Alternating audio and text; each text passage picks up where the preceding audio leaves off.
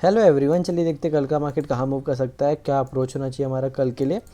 एक पॉइंट मैं आपको पहले बताना चाहूँगा कि ये जो निफ्टी का चैनल है, हम लोग जो कल बात कर रहे थे कि निफ्टी के राइजिंग चैनल में थोड़ा सा फिर से इरिटेटिंग हो चुका है। बिकॉज ये जो रेंज निफ्टी ने बनाया था, राइट, काइंड ऑफ सिमिलर सा रेंज ये अभी एकदम स्टीप लेवल पे बना रहा है। अभी मैं 1 आवर टाइम फ्रेम पे आपको दिखाता हूँ क्यों मैं ऐसा बोल रहा हूँ। बिकॉज आप देखो पिछले 4-5 दिनों में निफ्टी क्या किया है, राइट, कुछ भी नहीं, एक ही रेंज में चल रहा है, राइट। भले क्लोजिंग प्राइस थोड़ा थोड़ा अपवर्ड शिफ्ट हो रही, बट इंट्राडे में literally no movement. 15 minute time frame पे हमने क्या प्लान किया था एंड हुआ क्या, एक गैप अप हुआ, निफ्टी ट्रिकी ऑलरेडी लग रहा था। यहाँ पे मैंने जो ट्रेड दिया था उसका एक एसएल यहाँ हिट हुआ था। बिकॉज ये ब्रेकडाउन पे था एंड मैं थोड़ा सा एग्रेसिव ट्रेड प्लान करना पसंद करता हूँ। अगर कोई ब्रेकआउट या ब्रेकडाउन मुझे दिख रहा रहता है, जस्ट क्रॉसिंग पे मैं प्लान करना पसंद करता हूँ। बट या इससे भी एक आपको लर्निंग पॉइंट मिलेगा कि कभी कभी आपको एक 15 मिनट कैंडल का क्लोजिंग का भी वेट करना चाहिए। सेकेंडली, यहाँ पे एक एसएल ज़रूर हिट हुआ बिकॉज आई वॉज एक्सपेक्टिंग कि ये ब्रेकडाउन करके निकल जाएगा नीचे। इसका दो रीज़न था। बिकॉज आपको अगर मैं थोड़ा सा चार्ट को पीछे करता हूँ, आपको समझाने में थोड़ा सा इजी होगा। अगर हम लोग देखेंगे ऑलरेडी ऑलमोस्ट एक बार ऐसा कुछ रिपीट हुआ है।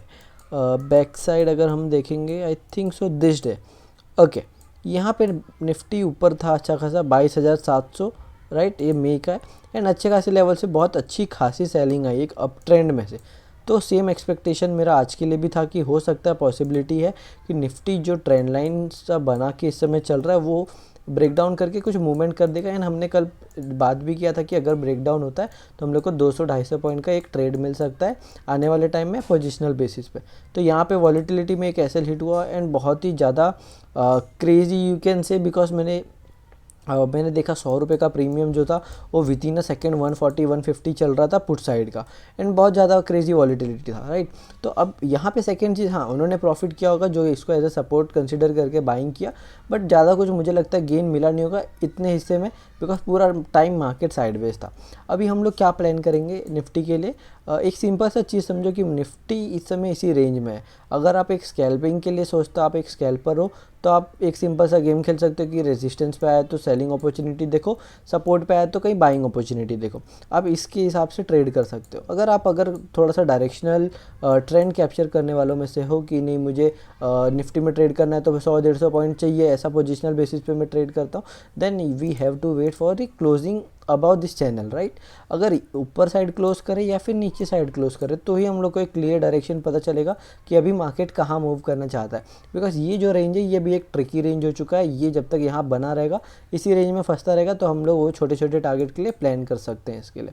तो अभी निफ्टी के लिए हम लोग का रेंज हो गया 23,600 से लेके 23,440 तक का। ये 200-250 पॉइंट का रेंज है। जब निफ्टी इसके आसपास निकल जाए उसके बाद हमें समझ में आएगा कि अभी हमारा आगे आने वाला टारगेट हम लोग कहाँ प्रोजेक्ट कर सकते हैं, ऊपर साइड या नीचे साइड। तो सेम है, अगर कल के दिन निफ्टी अवॉइड करेंगे बिकॉज ऑलरेडी साइडवेज है। छोटा ट्रेड कहाँ प्लान हो सकता है, अगर आप देखोगे तो यहाँ पे एक छोटा ट्रायंगल टाइप बनता आ रहा है। अगर आप स्कैल्पर हो तो आपको ऐसी छोटी छोटी अपॉर्चुनिटी देखनी पड़ेगी पॉइंट्स कमाने के लिए। अगर यहाँ कहीं हम लोग को ब्रेकआउट दिखता है या फिर फॉर एग्जांपल यहाँ कहीं ओपन होता है एकदम फ्लैट 30-40 रुपये गैप अप और उसके बाद एक सपोर्ट लेके कहीं यूटर्न मारता है, तो हम लोग एक छोटा छोटा टारगेट प्लान कर सकते हैं 50 रुपये का, इससे ज़्यादा बड़ा नहीं।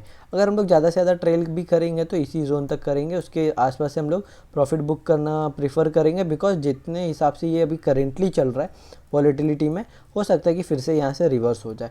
अगर बड़ा गैप अप खुल जाता है डायरेक्टली इसी जोन में सीधे 100-150 पॉइंट, फिर ब्रेकआउट देके अगर ये इधर होल्ड करता है सेकेंड हाफ तक, फिर ही हम लोग ट्रेड करेंगे। बिकॉज होता क्या है, कभी कभी बड़ा गैप अप हुआ, ऊपर मूवमेंट किया, फिर कंसोलिडेट करके ब्रेक डाउन दे देता है, प्रॉफिट बुकिंग आती है, फिर पूरा दिन का गेन चला जाता है। अगर हम लोग सिंपल सी बात करें तो यहाँ पे अगर मैं आपको एग्जांपल रिसेंट में तो कोई हाँ, ये एक एग्जांपल देख सकते हो कि गैप अप हुआ, थोड़े 2-4 कैंडल ऊपर गया, फिर साइडवेज था, फिर नीचे ब्रेक डाउन करके लो के नीचे आ गया। तो हम लोग को थोड़ा सा ये अवॉइड करना पड़ेगा। अगर सिंपल सा ट्रेड प्लान करेंगे 40-50 पॉइंट के लिए, अगर फ्लैट ओपन होता है या फिर 10 से 15 रुपये गैप अप ओपन होता है। अगर गैप डाउन ओपन हुआ तो फिर से एक बार 15 मिनट का कैंडल अगर क्लोज होता है 15 या 30 मिनट का, आप जितना हायर टाइम फ्रेम का कैंडल क्लोज होगा उसके हिसाब से हम लोग यहाँ पे पुट साइड का भी प्लान कर सकते बिकॉज निफ्टी में अभी दोनों साइड का मोमेंटम पॉसिबिलिटी दिख रही है। बैंक निफ्टी देखते हैं 1 डे टाइम फ्रेम पे पहले, just second. Okay, bank Nifty one day time frame पे एक बार कर लेते हैं। एक इनसाइड कैंडल बनाया है डेली टाइम फ्रेम पे। हमने ये सिंपल सा डिसाइड किया था कि हमारा बाइंग जोन क्या होगा। मैं आपको 15 मिनट टाइम फ्रेम पे बताता हूँ।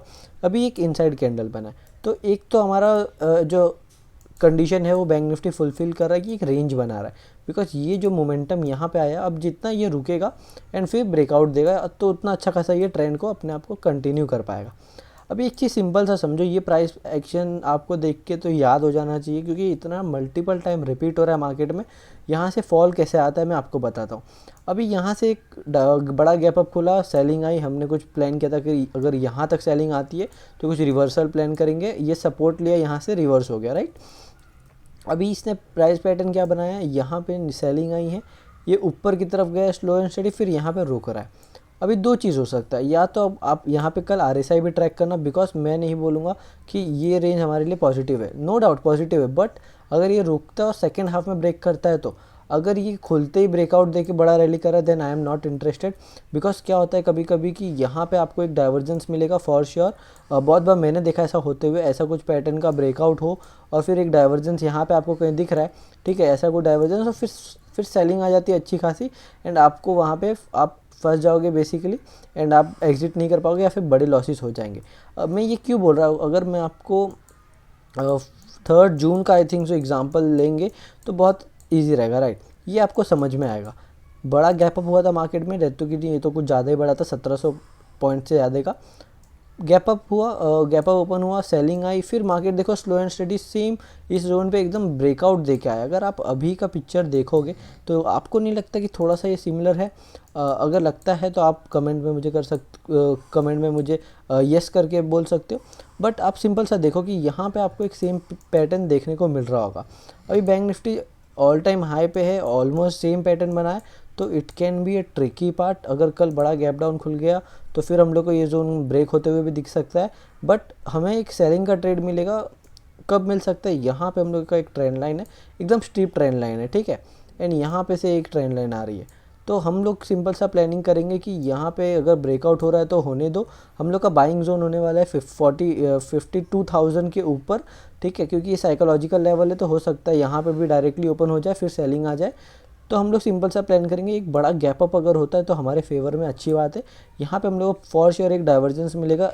अगर हम लोग को हल्की सी नेगेटिविटी मिली, फॉर एग्जांपल एक हाई लगाया फिर जैसे रेड कैंडल बना, तो भी हम लोग सेलिंग कर सकते हैं। और अगर बड़ा गैप अप हो रहा तो इनिशियली भी एक सेलिंग कर सकते हैं। बट येस, अगर आपका स्टॉप लॉस बड़ा, रिस्क रिवॉर्ड आप उतना हैंडल कर सकते हो, देन ही ये ट्रेड प्लान करना। बिकॉज कैसा होता है कभी कभी वॉलेटिलिटी में प्रीमियम बहुत ज़्यादा मूव करते हैं, एंड आप अननेसेसरी पैनिक सिनेरियो में लॉस को बुक करके बैठ जाओगे। तो सिंपल है, सेलिंग के लिए कल प्लान करेंगे। फर्स्टली यहाँ पे एक ब्रेकडाउन का सेलिंग आ सकता है, हमारा टारगेट सीधे होगा 51,000। इसका हाफ अगर देखेंगे 500 फर्स्ट साइकोलॉजिकल लेवल, एंड उसके बाद 51,000 के नीचे भी जा सकता है अगर कल दिन नेगेटिव निकला तो एक सिंपल सा मूवमेंट हम लोग कैप्चर कर सकते हैं यहाँ पे सेलिंग के लिए। बाइंग कहाँ होगी? अगर ये ब्रेकआउट दे रहा है, इधर होल्ड कर रहा है, फिर ब्रेकआउट दे रहा है, तो ही हम लोग कुछ बाइंग प्लान करेंगे, वरना हम लोग कल के दिन कुछ नहीं करेंगे। For Nifty we are neutral. जब तक रेंज के ऊपर क्लोजिंग नहीं मिल जाती तब तक हमारा कुछ बड़ा टारगेट प्लान नहीं होना चाहिए, स्कैल्पिंग होना चाहिए। बैंक निफ्टी में एक सेलिंग का अपॉर्चुनिटी मिल सकता है अगर हम लोग को RSI में कुछ डाइवर्जेंस दिख रहा है। 1 आवर टाइम फ्रेम पे मैं आपको दिखा देता हूँ, थोड़ा सा और इजी में हो जाएगा आपके लिए। माय बैड, एक बार मैं रिमूव ड्राइंग। ओके, ऑलरेडी हमारे पास एक यहाँ पे डाइवर्जेंस है। आप खुद समझो कि ये जो टॉप लगा है इस पे हमारा RSI की ये ग्रीन कैंडल का देखो आप, टॉप है 51,580, राइट। उसके बाद हम ऑलमोस्ट 52,000 टच करने आ गए, एंड अभी वापस से 52,000 के पास में है। बट जो बाइंग का स्ट्रेंथ है वो कहीं ना कहीं मिसिंग है, एंड यहाँ पे आपको क्लियर कट डाइवर्जेंस दिख रहा रहेगा, राइट। अगर हम लोग को कल थोड़ी भी नेगेटिविटी मिलती है, एक बड़ा gap down will be a perfect thing to trigger selling, या फिर एक बड़ा गैप डाउन, गैप अप या गैप डाउन परफेक्ट रहने वाला है। फ्लैट ओपन होके भी ब्रेक कर रहा है, हम लोग टारगेट प्लान करेंगे नीचे के लिए 51,500 ईजिली हम लोग को मिल सकता है कल के दिन में। आज के वीडियो में इतना ही। वीडियो अगर इन्फॉर्मेटिव लगी हो तो लाइक एंड शेयर ज़रूर करो। मिलते कल के वीडियो में, तब तक के लिए गुड बाय।